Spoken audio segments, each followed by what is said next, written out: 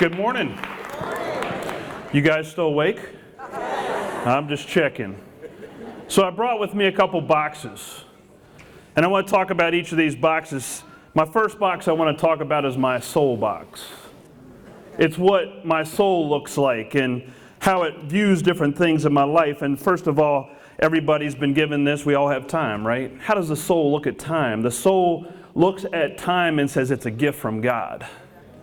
And I want to use it to connect with my Creator and with God's creation and God's people. And so time is valuable to the soul. It's seen as a gift. The other thing I notice about some other things in my box here is that also as we grow and use our time, we want to grow and learn, and so we get degrees and we get certifications and we get all kinds of things to help transform us into the people of God, to become the people that God wants us to be. And so the soul desires to learn, to be transformed, to grow, and so we get degrees and get certificates. And then all of us, as we live through life, we get some of this, right? And how does the soul look at this? The soul looks at these resources and says, this is also a gift from God to be stewarded, to be used for God's purposes. How can I be a steward of everything that God has given me? The other thing is that I live through life, I began to get something stirring in my soul. It was called a call to ministry. And when I took on a call to ministry, I was given something called a stole, and it's a symbol. It goes over the shoulders because it's symbolic of servant leadership. The soul sees itself as a servant of God, and so it's a yoke of leadership. It's a yoke that we put on as leaders in the church, servant leaders in the church, but your call may look different to your soul than it does to mine. And so I love it when I'm living out of that servant leadership part of my soul. And then I got called to go, or maybe I was told to go, to a church. And that church, my soul longs to be with other people, to worship God together, to be a part of something bigger than yourself. Doesn't the soul long for that? And then the soul, when we get into those churches and worshiping community, we hope other people will come and worship with us and join with us in that community and worship together, right? And so we want to be in relationship with other people who are created by God. Soul looks pretty good, doesn't it? So what happens to the soul when we neglect it? You see, sometimes we take our soul stuff, the good stuff, and we put it into another box. And this is the box called the ego. And we take some of these things, we take time, and we start saying, how can I meet other people's expectations? How can I please people rather than God? And I start using all my time to meet somebody else's expectation, to please somebody else, to make somebody else happy rather than God. And I put that, and that's because that's really all about me. And then I take the degree and the learning and the desire to learn, and I hang this degree on my wall, and I get a title. In fact, this is a doctorate degree, and so then I begin to hide behind my title as doctor. I told my dad, you can call me Dr. Poole now. He said, how about I call you Doctor, I change your diapers? Got me back to the soul box, didn't it? Yeah, that's right. But we put it in the ego box and it becomes about position and title and how important we are. And then I take this stole and I forget that I was called to serve the church. And it becomes a symbol of status. And I start to say things like, I earned this. I'm more important than you because I wear this. That's the ego. And then our churches become places where there are winners and losers. Where there are people who have agendas and their agenda won and my agenda lost. That's the ego. And then I take this stuff and I use it to entertain myself. And to make things happy for me. And I forget about God. And these other people who come to the church, I start to look at them as people to fill seats and numbers on statistical sheets. And I begin to look at them as utilitarian ways. How can I use them to make this place great? How can I use them to build up my ego?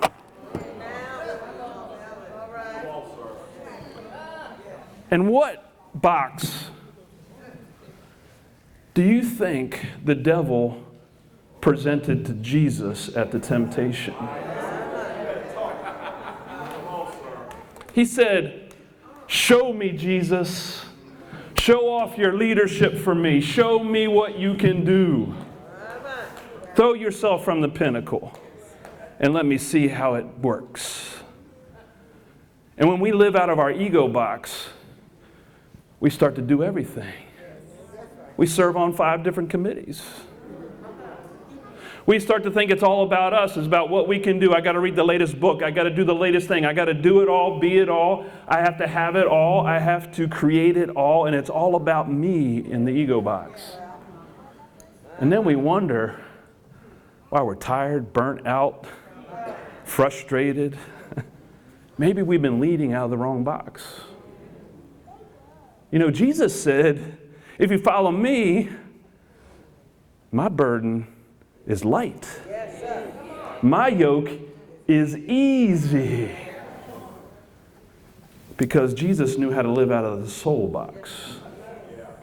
You know, and when we live and we lead out of our souls, we start to view things differently. We see things differently. It is easy. It is light because, first of all, I am no longer a mistake or a failure or a success.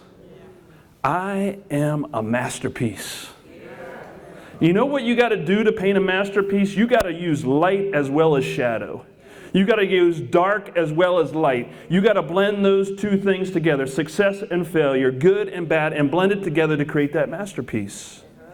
So even if I fail, even if I live out of the ego sometimes, God says, I can use that. I can humble you.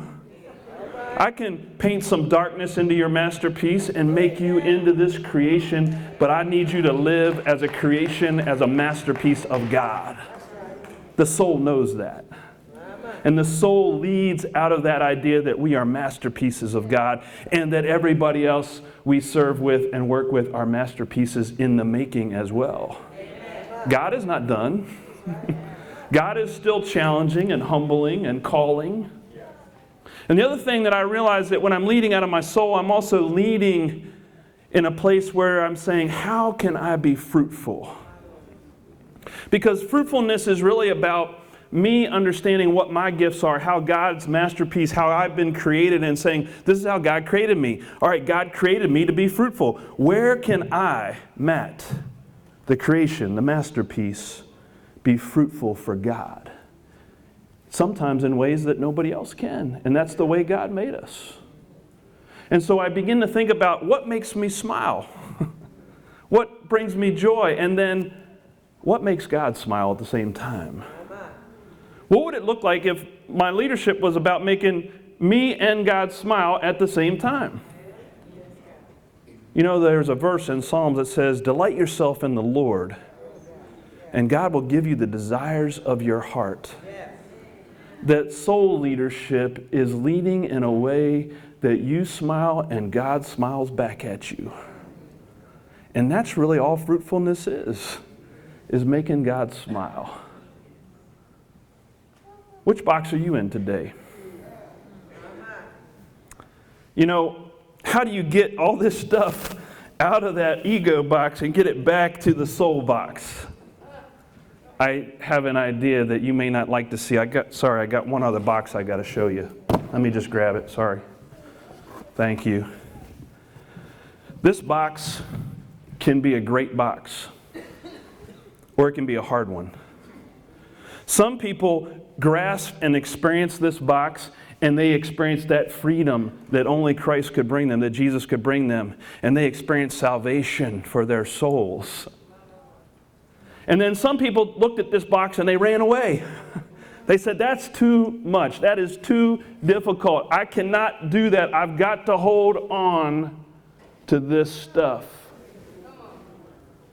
But Jesus said, if you really want to be my disciple, if you really want to be a soul leader, you have got to surrender. You got to take everything about your ego and you got to take it and you got to surrender it to the Creator. Jesus said, Anyone who wants to follow me must deny himself or herself, take up their cross, and follow me. And he said, if anybody wants to find their life, they're going to need to lose it. What does it profit a person if they gain the whole world and forfeit their soul? Which box are you leading from today?